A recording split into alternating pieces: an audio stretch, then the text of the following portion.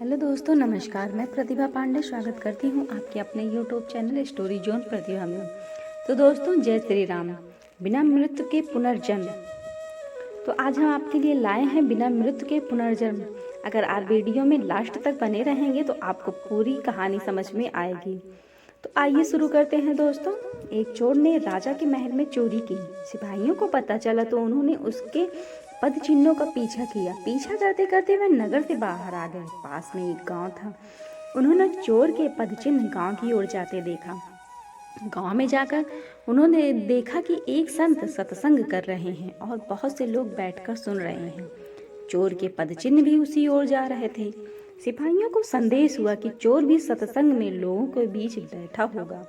वे वहीं खड़े रहकर उसका इंतजार करने लगे। सत्संग में संत कह रहे थे, जो मनुष्य सच्चे हृदय से भगवान की शरण चला जाता है, भगवान उसके संपूर्ण पापों को माफ कर देते हैं। गीता में भगवान ने कहा है, संपूर्ण धर्मों को अर्थात संपूर्ण कर्तव्य कर्मों को मुझ में त्याग कर तू केवल एक मुझ सर्वशक्तिमान सर्वाधार परमेश्वर की ही शरण में आ जा। मैं तुझे संपूर्ण पापों से मुक्त कर दूंगा। तू शोक मत कर। वाल्मीकि रामायण में आता है, जो एक बार भी मेरी शरण में आकर तुम्हारा हूँ ऐसा कहकर रक्षा की याचना करता है, उसे मैं संपूर्ण प्राणियों से अभय कर देता हूँ। यह मेरा व्रत है। इसकी व्याख्या करते हुए संत श्री ने कहा, जो भगवान का हो गया उसको मानो दूसरा जन्म हो गया। अब वह पापी नहीं रहा, साधु हो गया। अगर कोई दुराचारी से दुराचारी भी अन्य भक्त होकर मेरा भजन करता है तो उसको साधु ही मानना चाहिए, कारण कि उसने बहुत अच्छी तरह से निश्चय कर लिया है कि परमेश्वर के भजन के समान अन्य कुछ भी नहीं है। चोर वहीं बैठा सब सुन रहा था। उस पर सत्संग की बातों का बहुत बड़ा असर हुआ। उसने वहीं बैठे बैठे यह दृढ़ निश्चय कर लिया कि अभी से मैं भगवान की शरण लेता हूँ। अब मैं चोरी नहीं करूँगा। मैं भगवान का हो गया हूँ। सत्संग समाप्त हुआ। लोग उठकर बाहर जाने लगे।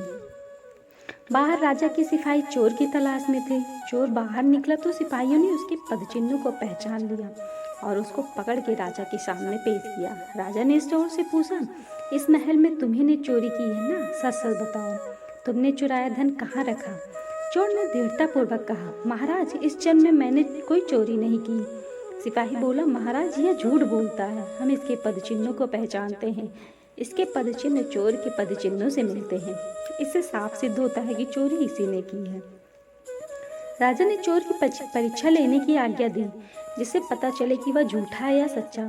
चोर के हाथ पर पीपल के 2.5 पत्ते रखकर उसको कच्चे सूत से बांध दिया गया। फिर उसके ऊपर गर्म करके लाल किया हुआ लोहा रखा, परंतु उसका हाथ जलना तो दूर रहा, सूत और पत्ते भी नहीं जले। लोहा नीचे जमीन पर रखा तो वह जगह काली हो गई।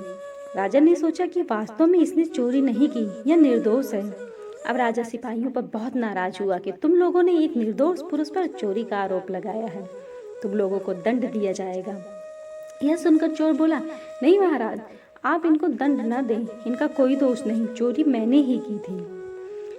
राजा ने सोचा कि यह साधु पुरुष है, इसलिए सिपाहियों को दंड से बचाने के लिए चोरी का दोष अपने सिर पर ले रहा है।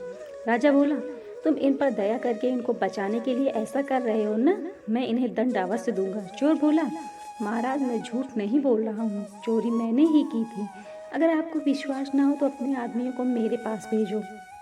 मैंने चोरी का धन जंगल में छिपा रखा है, वहाँ से लाकर दिखा दूंगा। राजा ने अपने आदमियों को चोर के साथ भेजा।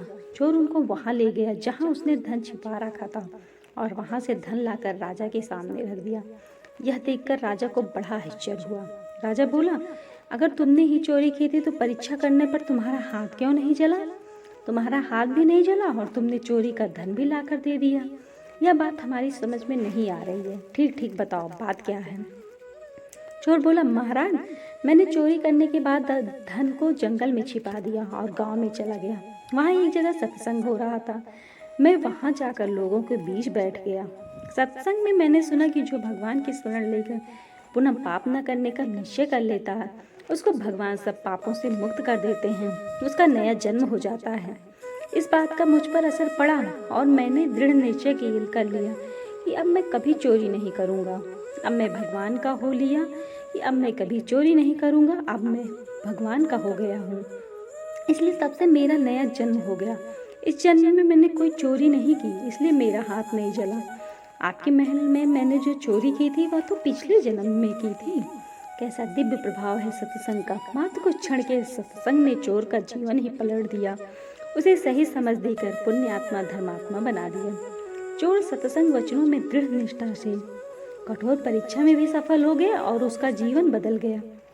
राजा उससे प्रभावित हुआ, प्रजा से भी वह सम्मानित हुआ और प्रभु के रास्ते चलकर प्रभु कृपा से उसने परम पद को भी पा लिया।